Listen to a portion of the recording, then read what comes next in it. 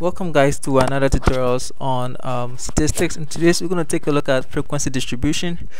But before we go ahead and do that, I want us to go through the step-by-step definitions of the component of frequency distribution. So let's begin here. Let me go ahead and type frequency distribution, and that's going to be our first one, and that's called frequency distribution 1. And then I was able to get a table, so let me put this table back here. You could see that the table, alright, I think this table is visible enough. So let's go ahead and describe the components of this table real quick. The first thing I want us to define will be the frequency. And what is frequency? We know frequency is, it's in English, it's something that occurs a couple of times. It is how frequent something occurs. So frequency here with regards to statistics will be how frequent a data will occur. So we're going to go ahead and define that as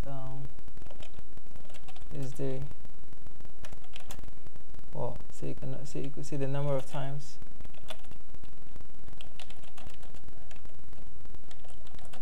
a data occurs.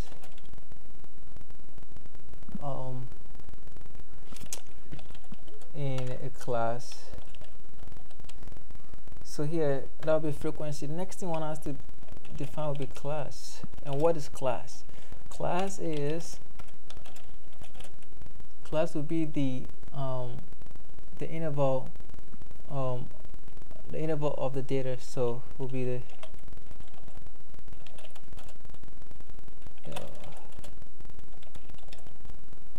and then let's go ahead and discuss, define another component here called a class width.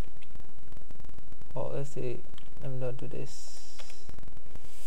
The class width. What will be the class width? Class width will be what? Will be the let's skip this and define this before we go back to it, because class width has to take lower limits and upper limits. So what we define class width, and let's define so the lower limit will be what? The lowest member in the class. Then the upper limit will be what?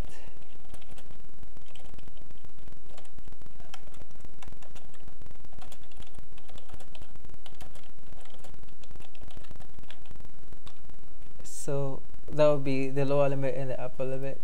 Let's go ahead and define another component here called a class width. And class width will be the distance between either the lower limit or the upper limit of the consecutive classes.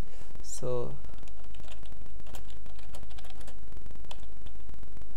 will be, let me put it in parentheses, lower limit, or will be the upper limit.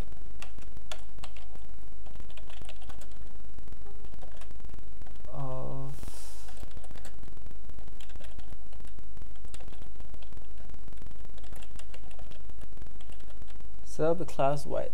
So since we know this, let's go ahead and define one more thing, which is the range. What will be the range? Range is the maximum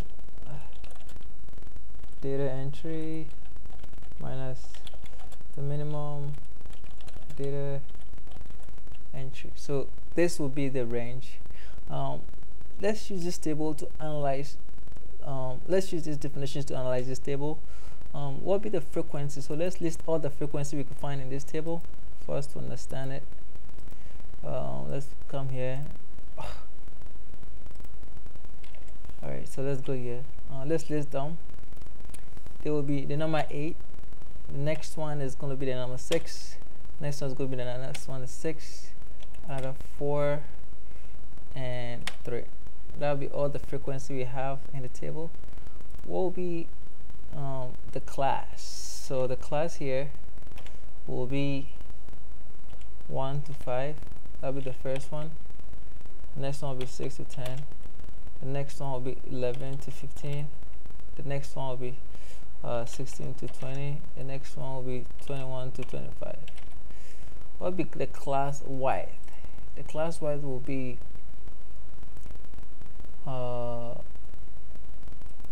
and put a sorry, I didn't. It will be a difference say between a lower and upper limit of conservative classes. So let's define it here now. So what will be the class width?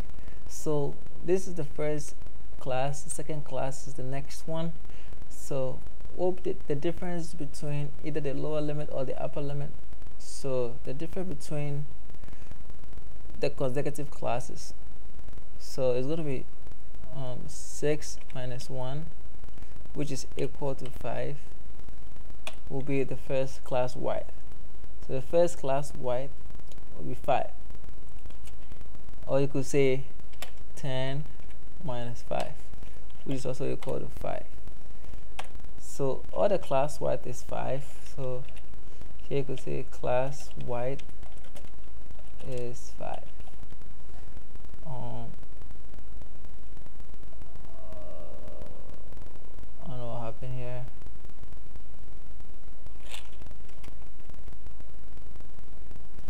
Let's see what happened here.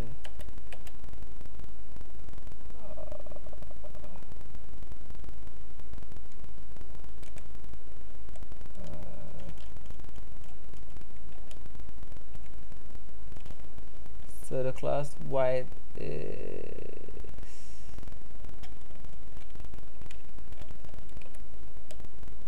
class width is 5. All right.